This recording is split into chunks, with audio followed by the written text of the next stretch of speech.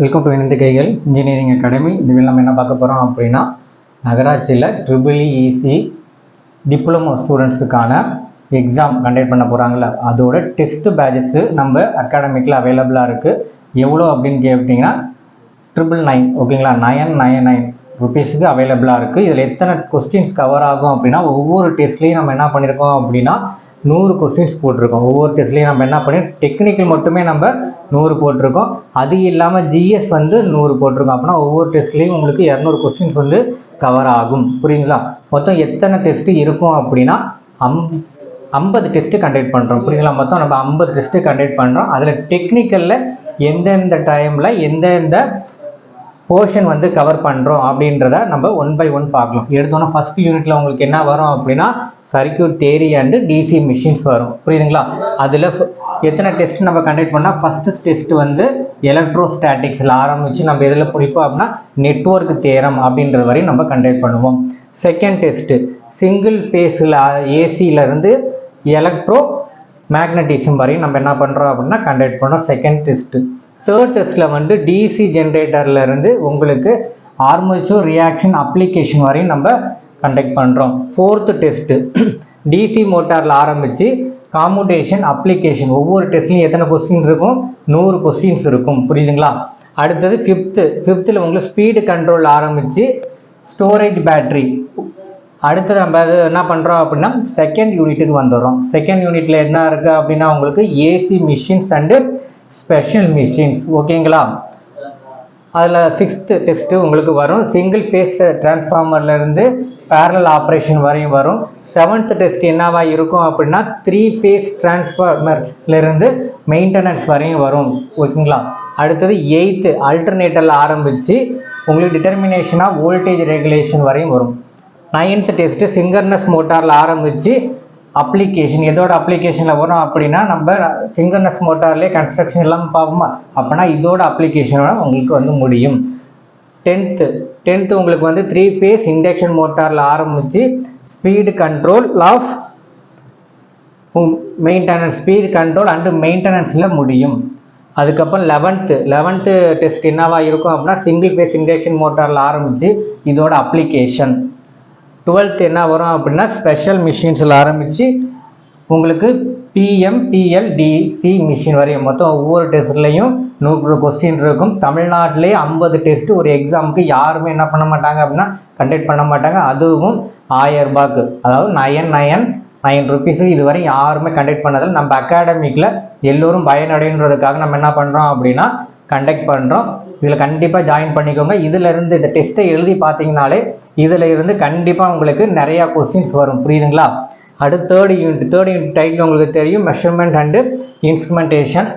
அது 13வது டெஸ்ட்டு வந்துடும். கிளாசிஃபிகேஷனில் ஆரம்பித்து ஸ்டார்டிங் என்னவோ அதுலேருந்து அப்படியே வரிசையாக நம்ம கொடுத்துருக்கோம். புரியுதுங்களா? எல்லா டைட்டிலுமே எல்லா டாப்பிக்குமே இதில் கவர் ஆகும். ஒரு டைட்டில் கூட மிஸ் ஆகாமல் எல்லா டைட்டிலையுமே இருந்து நம்ம ஸ்டாஃப்ஸ் வந்து என்ன பண்ணியிருக்காங்க அப்படின்னா கொஸ்டின் எடுத்திருக்காங்க. புரியுதுங்களா? ஸோ கிளாசிஃபிகேஷனில் ஆரம்பித்து டைனமோமீட்டர் டைப் இன்ஸ்ட்ருமெண்டேஷன் அப்படின்றதுல வந்து முடியும்.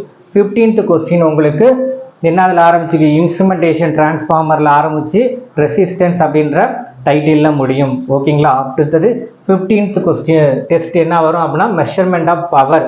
அதில் ஆரம்பித்து ஃபேஸ் எனர்ஜி மீட்டர் அப்படின்ற டைட்டிலில் முடியும். அப்படின்னா இங்கே இருக்கிற டைட்டில் எல்லாமே என்னவாயிரும் அப்படின்னா இந்த டெஸ்ட்டில் கவர் ஆயிரும். எல்லாத்துல இருந்துமே ஈக்குவலாக நம்ம வெயிட்டேஜ் கொடுத்து எடுத்திருக்கோம். புரியுதுங்களா?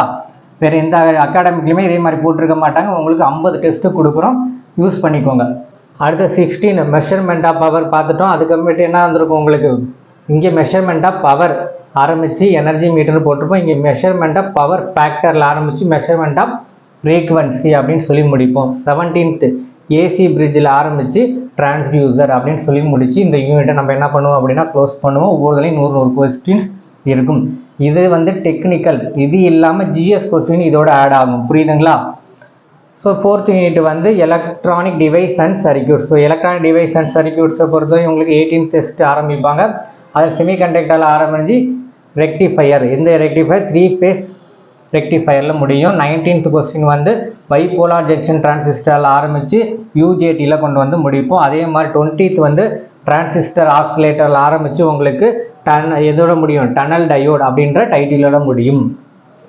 ஸோ நம்ம அகாடமிக்கில் டெக்னிக்கல் சம்மந்தமான எல்லா எக்ஸாமுக்கான கிளாஸஸும் போயிட்டுருக்கு. விருப்பமுள்ளமானால் அதுலேயும் என்ன பண்ணிக்கலாம் அப்படின்னா ஜாயின் பண்ணிக்கலாம். ஸோ 21வது டெஸ்ட் என்னவா இருக்கும் அப்படின்னா எஸ்சிஆரில் ஆரம்பிக்கும். இப்போ நம்ம சொல்கிறது எல்லாமே உங்கள் சிலபஸ் எடுத்து பார்த்தீங்கன்னா அப்படியே ஆர்டராக இருக்கும். புரியுதுங்களா? எந்த டாப்பிக்கும் ஸ்கிப் ஆகக்கூடாதுன்றதுக்காக நம்ம ஆர்டராகவே போட்டு ஒவ்வொன்றிலையும் ஈக்குவல் வெயிட்டேஜ் கொடுத்து கொஸ்டின்ஸ் நம்ம எடுத்திருக்கோம். ஸோ அது என்ன முடியும் உங்களுக்கு ஆப்டோ எலக்ட்ரானிக் டிவைஸில் முடியும். 22 எல்டிஆரில் ஆரம்பித்து லேசர் டயோடில் முடியும். 23 வந்து சோலார் செல்லில் ஆரம்பித்து டயோடு கிளிப்பரில் முடியும். 24 வந்து வோல்டேஜ் டபுளில் ஆரம்பித்து சிமிட்ரிகளில் வந்து முடியும். ஓகேங்களா? அதோட 4வது யூனிட் முடியும். 5வது யூனிட் உங்களுக்கு என்னவா இருக்கும் அப்படின்னா analog and digital electronics. So analog and digital எலக்ட்ரானிக்ஸில் ஃபஸ்ட் நம்ம எங்கே ஆரம்பிக்கும் அப்படின்னா ஆப்ரேஷனல் ஆம்பிளிஃபயர்னு சொல்லி தான் ஆரம்பிக்கும். ஸோ அதில் ஆரம்பித்து டிமார்கன்ஸ் தேர்வு வரையும் வரும். 26வது கொஸ்டின் லாஜிக் கேட்ஸ்லேருந்து சீக்வன்ஷியல் சர்க்யூட் வரையும்.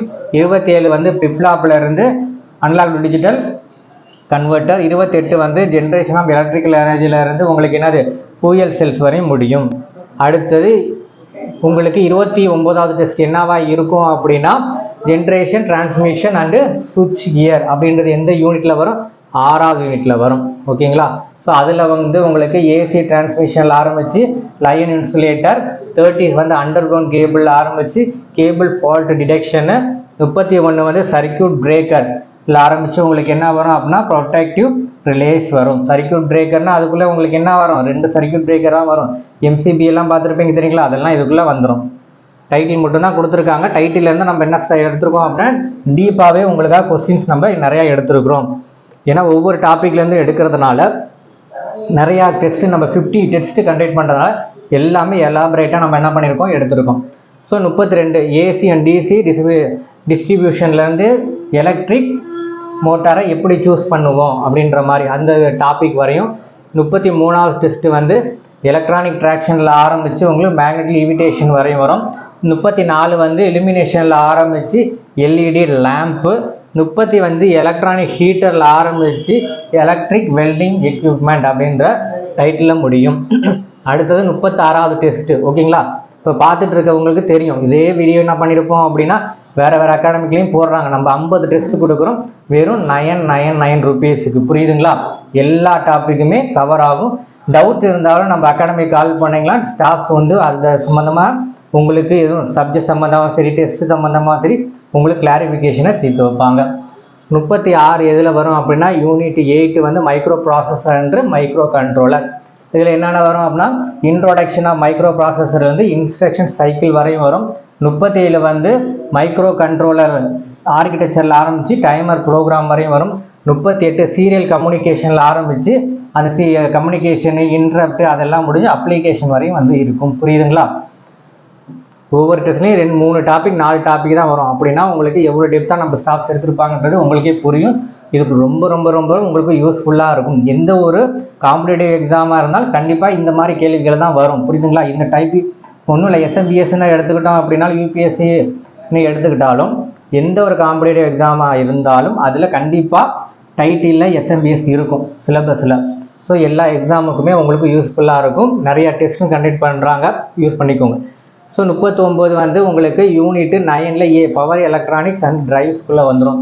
ஸோ தைரிஸ்டர் ஃபேமிலியில் ஆரம்பித்து யூபிஎஸ்சில் முடியும். 40வது டெஸ்ட் வந்து கண்ட்ரோல் ஆஃப் டிசி டிரைவில் ஆரம்பித்து உங்களுக்கு கண்ட்ரோல் ஆஃப் ஏசி டிரைவ்ஸில் முடியும். அடுத்தது யூனிட்டில் 9ல் பி. ஸோ 9ல் பி அப்படின்றது 41வது டெஸ்ட்டு வந்து இந்தியன் எலக்ட்ரிசிட்டி ரூல்ஸில் ஆரம்பித்து உங்களுக்கு ஒயர் சைஸ் அப்படின்றது வரையும் வரும். 42வது டெஸ்ட்டு உங்களுக்கு என்ன வரும் அப்படின்னா செலெக்ஷன் ஆஃப் ஃபியூஸில் ஆரம்பித்து உங்களுக்கு இண்டஸ்ட்ரியல் இன்சுலேஷன் எஸ்டிமேஷன் அப்படின்ற டைட்டில் வரையும் வரும். 43வது கொஸ்டின் உங்களுக்கு என்ன வரும்னா எனர்ஜி ஆடிட்டிங்கில் ஆரம்பித்து பம்பிங் சிஸ்டம் வரையும் வரும். புரியுதுங்களா? அடுத்தது லாஸ்ட் யூனிட் 10வது யூனிட்டில் நம்ம என்ன பண்ணுறோம் அப்படின்னா கண்ட்ரோல் ஆஃப் எலக்ட்ரிக்கல் மிஷின்ஸ். ஓகேங்களா? இதெல்லாம் டைட்டில் பார்த்துக்கோங்கம்மா. சில பேருக்கு என்னென்ன டைட்டில் இருக்குதுன்னு கூட பாதி பேருக்கு தெரியாது. நம்ம என்ன பண்ணியிருக்கோம்னா எல்லா டைட்டிலையுமே வரிசையாக போட்டிருக்கோம். வீடியோ ஃபுல்லாக பாருங்கள், உங்களுக்கு யூஸ்ஃபுல்லாக இருக்கும். இது ரிலேட்டடாக எல்லா கொஸ்டினுமே உங்களுக்கு நாங்கள் டெஸ்ட்டில் கேட்போம். புரியுதுங்களா? அடுத்தது 10th யூனிட் என்னது, கண்ட்ரோல் ஆஃப் எலக்ட்ரிக்கல் மிஷின்ஸ். இதில் வந்து கண்ட்ரோல் சர்க்யூட் காம்போனன்ட் அதில் ஆரம்பித்து ரிவர்சிங் கண்ட்ரோல் சர்க்யூட் அப்படின்றது வரையும் வரும். 45வது டெஸ்ட் வந்து ஸ்பீடு கண்ட்ரோல் யூசிங் யூஜேடியில் ஆரம்பித்து ரோட்டார் ரெசிஸ்டர் ஸ்டார்டர் வரையும் வரும். 46வது டெஸ்ட் வந்து பிளக்கிங்கில் ஆரம்பித்து காம்போனன்ட் ஆஃப் பிஎல்சி வரையும் வரும். 47வது டெஸ்ட்டு இன்புட் மாடுலேட்டரில் ஆரம்பித்து டெல்டா ஸ்டார் வரையும் வரும். 48 ஃபுல் டெஸ்ட்டு 10 யூனிட்லேயே வந்து என்ன பண்ணுவோம் அப்படின்னா காமனாக என்ன பண்ணிடுவோம், ஒரு டெஸ்ட்டு எத்தனை கொஸ்டின்னா 200 வரும். அதே மாதிரி என்ன பண்ணியிருப்போம் நம்ம அப்படின்னா 49 அதே மாதிரி தான் வரும். 50வது டெஸ்ட்டும் உங்களுக்கு ஃபுல் டெஸ்ட்டாக வரும். இது இல்லாமல் இங்கே ஒவ்வொரு டெஸ்ட்லேயும் நம்ம என்ன பண்ணியிருப்போம் அப்படின்னா ஜிஎஸ் ஆட் பண்ணியிருப்போம். ஜிஎஸ் இருக்கும், அதுக்கப்புறம் ஆப்டிடியூடு வரும், அதுக்கப்புறமேட்டு நார்மலாக இந்தியன் எக்கானமிக்கு அதே மாதிரி தமிழ்நாட்டில் இருக்க எக்கானமி ரிவர்ஸ் இது மாதிரி எல்லாமே உங்களுக்கு என்ன பண்ணியிருப்போம் அப்படின்னா இந்த ஜிஎஸ்சில் கொண்டு வந்து கொடுத்துருப்போம். அதுக்கான ஷெடியூலும் உங்களுக்கு நாங்கள் சென்ட் பண்ணுவோம். ஓகேங்களா? ஸோ யூஸ்ஃபுல்லாக இருக்கும். இந்த பேட்சில் நீங்கள் சேரணும் அப்படின்னா நம்ம அகாடமிக் நம்பர் உங்களுக்கு தெரியும். அப்படி இல்லைனா இந்த சிலபஸில் என்ன பண்ணியிருக்கோம் அப்படின்னா நம்ம நம்பரும் போட்டிருக்கோம். அதே மாதிரி தமிழ்லேயும் நம்பர் இருக்கும். ஸோ 7708197281க்கு கால் பண்ணிக்கோங்க. கால் பண்ணிங்க அப்படின்னா நம்ம ஸ்டாஃப்ஸ் எடுத்து உங்களுக்கு என்ன டீட்டெயில் கேட்குறீங்களோ அதுக்கு தகுந்த மாதிரி உங்களுக்கு எக்ஸ்பிளைன் பண்ணுவாங்க. ஸோ இந்த வீடியோ பிடிச்சிருக்குன்னு நினைக்கிறேன். இந்த வீடியோ பிடிச்சா லைக் பண்ணுங்கள், ஷேர் பண்ணுங்கள், கமெண்ட் பண்ணுங்கள், உங்கள் ஃப்ரெண்ட்ஸுக்கும் ஃபார்வர்ட் பண்ணுங்கள். ஏன்னா இப்போ நீங்கள் வேறு டிபார்ட்மெண்ட்டாக இருந்தாலும் ஈஸி ட்ரிபிள் படிச்சிருந்தீங்கன்னா உங்கள் ஃப்ரெண்ட்ஸுக்கும் ஃபார்வர்ட் பண்ணால் அவங்க கவர்மெண்ட் வேலைக்கு போகிறதுக்கு ரொம்ப யூஸ்ஃபுல்லாக இருக்கும். அடுத்த வீடியோவில் வேறு ஒரு டாப்பிக்கில் நான் உங்களை மீட் பண்ணுறேன். தேங்க்யூ.